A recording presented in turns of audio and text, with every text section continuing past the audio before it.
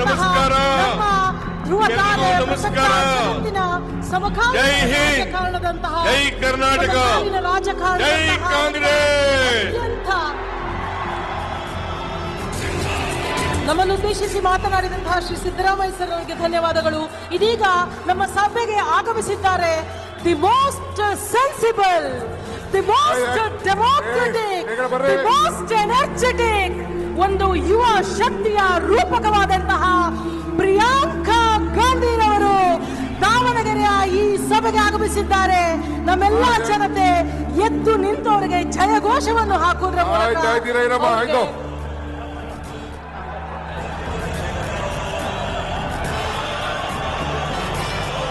मल्लिकार्जुन बोलो भारत माता की,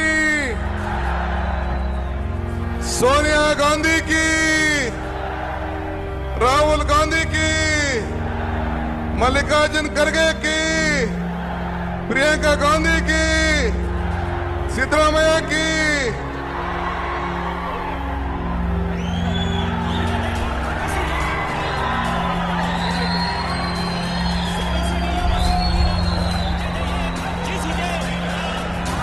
अब हम दरखास्त करेंगे मल्लिकार्जुन जी से कि वो आएं और अपना स्वागत भाषण दें. मल्लिकार्जुन जी, मल्लिकार्जुन जी.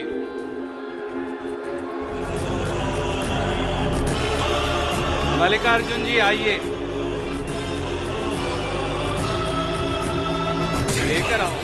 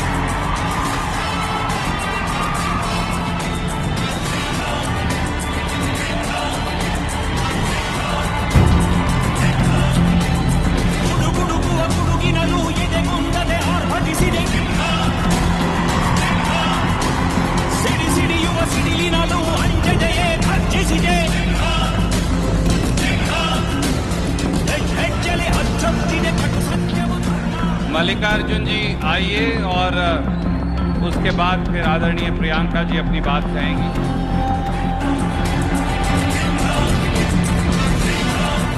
ನಮ್ಮ ವೇದಿಕೆ ಮೇಲಿರುವ ಎಲ್ಲ ಗಣ್ಯರೇ ಹಾಗೂ ಕಾಂಗ್ರೆಸ್ ಪಕ್ಷದ ಪದಾಧಿಕಾರಿಗಳೇ, ದಾವಣಗೆರೆ ಇಂದು ಆಯೋಜಿಸಿರುವ ಲೋಕಸಭಾ ಚುನಾವಣೆಯ ಬೃಹತ್ ಬಹಿರಂಗ ಸಭೆ ಹಾಗೂ ಪ್ರಜಾಧ್ವನಿ 2 ಕಾರ್ಯಕ್ರಮದ ಆಗಮಿಸಿರುವಂತ ದಾವಣಗೆರೆ ಲೋಕಸಭಾ ಕ್ಷೇತ್ರದ ಸಮಸ್ತ ಮತದಾರ ಬಂಧುಗಳೇ, ಕಾಂಗ್ರೆಸ್ ಕಾರ್ಯಕರ್ತರೇ, ಮೊಟ್ಟ ಮೊದಲು ತಮಗೆಲ್ಲರೂ ಹೃತ್ಪೂರ್ವಕವಾದ ಸ್ವಾಗತವನ್ನು ಬಯಸುತ್ತೇನೆ.